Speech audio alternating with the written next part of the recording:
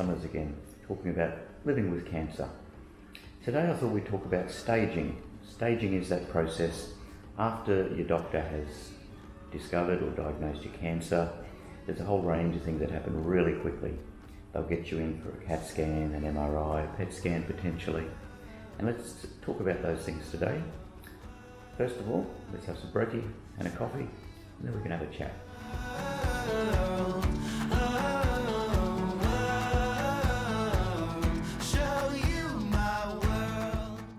Today we're going to talk about staging.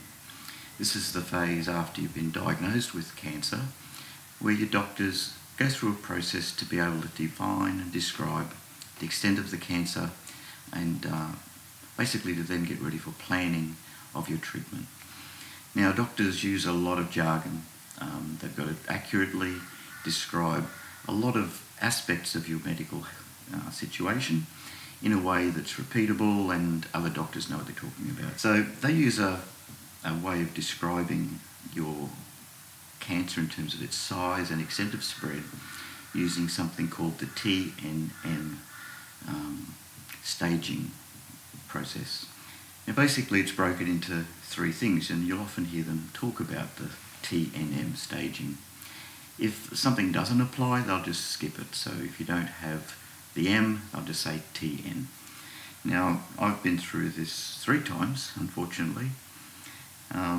Originally, I had a base of tongue cancer, my original tumour, and that was defined as T4N2C, which basically means it was a stage 4 tumour, and N2C means I had lymph nodes on both sides of my neck that were involved, and that was M0, so there was no metastatic spread or metastasis. So that's how the system works. My second diagnosis was T0, no tumour, but I had a single lymph node in my neck, and that was subsequently removed with surgery. And most recently, leading into my current treatment, again T0, no tumour, because it was a recurrence of the original cancer. And in that case it was defined as an N3 because the lymph node that they removed was found to have an extension or extracapsular extension. Basically the cancer had escaped from the lymph node and is continuing somewhere down my body, and hence I'm getting treatment through this part of my body to get ahead of those cancer cells and eliminate them before they get into the system. And that's where the M comes in. Metastasis, hard word to say.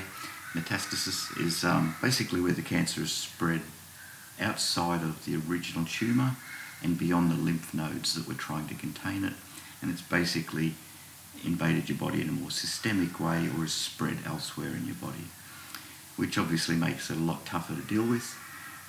Hence, during the early part of your diagnosis, a lot of things will happen quickly because they're really trying to get ahead of the game, get that cancer while it's contained near its tumour or still in its tumour. So each time that I've been through this process, the pattern is sort of the same.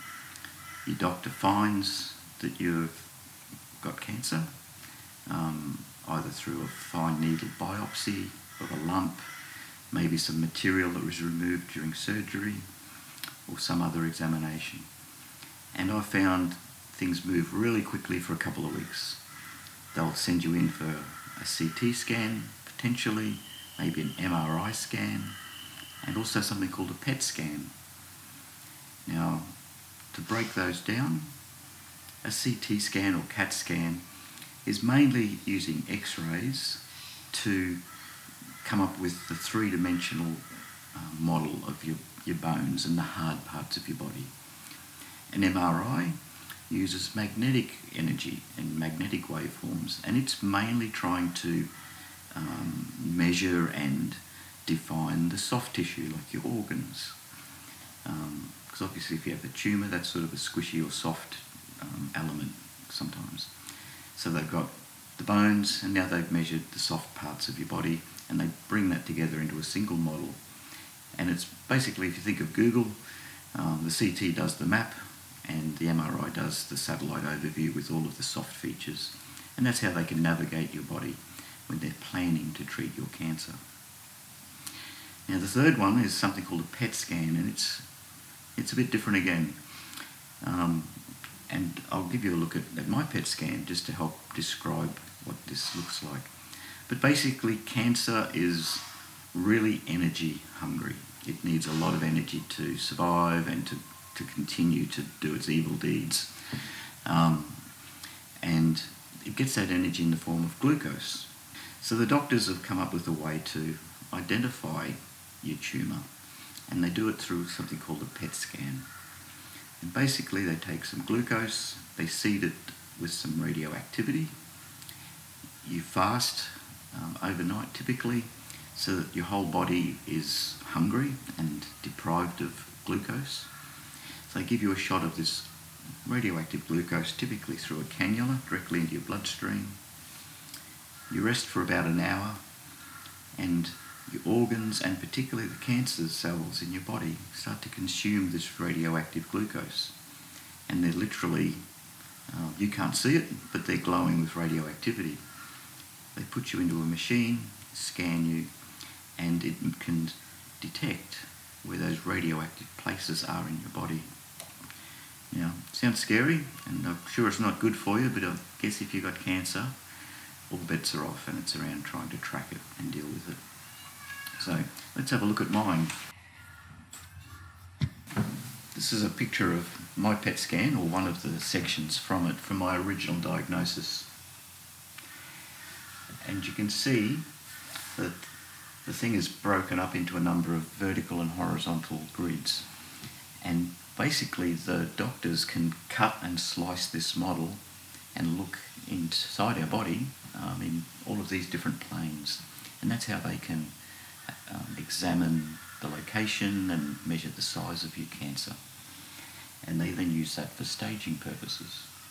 So in my case, if we take the section through my neck and look up, you can see my original tumour, which was in the base of my tongue, and lymph nodes on each side that are glowing because they've also captured cancer cells and are now essentially cancers as well. If we look from the front, you can just faintly see those lymph nodes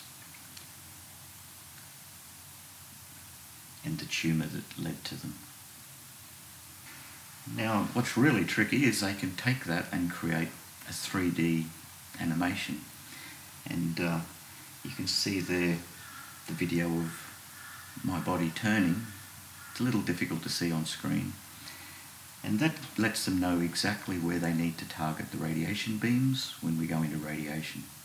We'll talk about radiation and the planning for that in another video soon.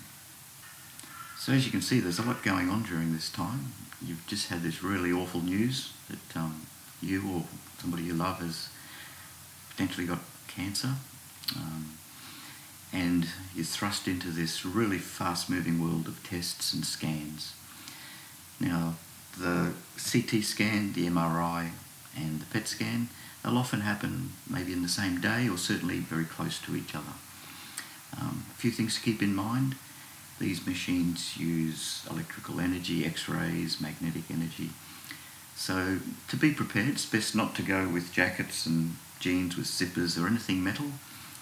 If you've got any metal jewellery, even studs and earrings, best to take all of that off before you go, because you can't have any metal when you're in there. Dentures, a whole range of things need to be taken care of. So turn up in the day with your tracky dacks, whatever's comfortable. Just make it as easy on you and everybody around you as you can. So during one of the videos coming up soon, let's talk a little also around the longer term impact of treatment. In terms of your skin, the radiation really hurts your skin, ages you quite quickly. Some people lose weight, some people gain weight, depending on how the treatment affects you. I lost quite a lot of weight, particularly in terms of lean muscle tissue, because you just don't feel like getting out and exercising, and really you're incapable of it during the depths of treatment. People with head and neck cancer also have a lot of trouble eating and drinking. In fact, I had to have a PEG feeding tube. So in coming videos, we'll talk about some of those things.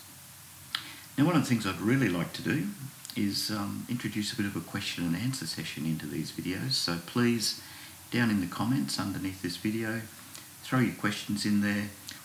So I'm going to pack things up for now, but please send me your questions. Like the video if you think it's helping you, and I'll see you again with the next video, where I think we'll talk about planning for radiation, the topic of the day. Talk to you soon.